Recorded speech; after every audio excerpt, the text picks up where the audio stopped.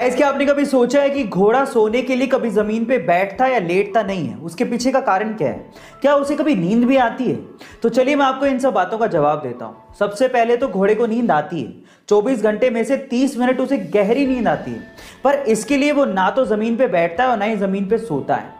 उसके पीछे का कारण है उसके शरीर की बनावट।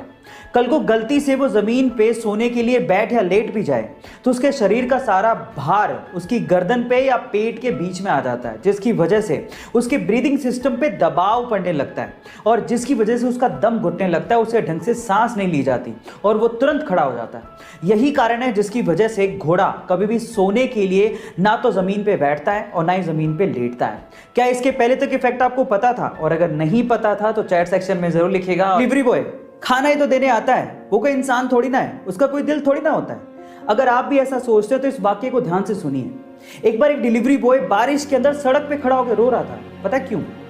क्योंकि वो खाना देने में बारिश की वजह से लेट हो गया। कस्टमर ने खाना ही नहीं लिया और ना ही पैसे दिए। उस खाने का बिल जानते कितना था? 3800 रुपए, जो कि अब उस डिलीवरी बॉय की सैलरी से कटने वाला था, जिसकी खुद की महीने की सैलरी 10,000 रुपए। अब आप सोचिएगा कि वो डिलीवरी बॉय क्यों रो रहा था।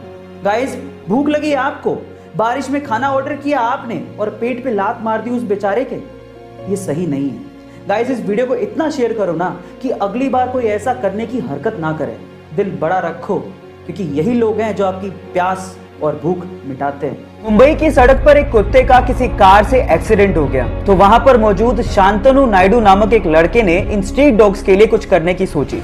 उसने दिमाग लगाया कि क्यों ना इन स्ट्रीट डॉग्स के गले में एक चमकदार कॉलर डाल दिया जाए, जिससे ड्राइवर को दूर से ही ये दिख जाए ताकि इनकी जान को बचाया जा सके। और उसने मुंबई में गली मोहल्लों में जाके सभी स्ट्रीट डॉग्स के गले में ये चमकदार कॉलर डाला भी।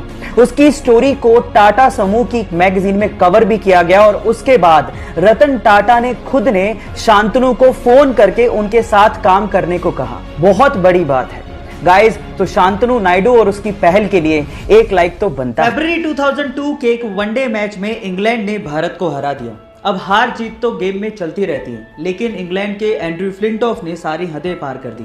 उसने अपनी टी शर्ट उतारी और नंगे बदन पूरे वानखेड़े स्टेडियम का चक्कर लगाते हुए इंडिया टीम का मजाक उड़ाया। अब ऐसी हरकत की है तो बदला तो लेना बनता है।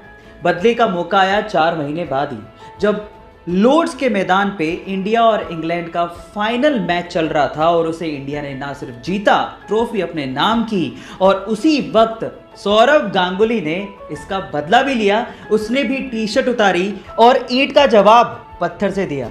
आपको ये इंसिडेंट सुन के कैसा लगा? चैट सेक्शन में लिखना मत भूलिएगा।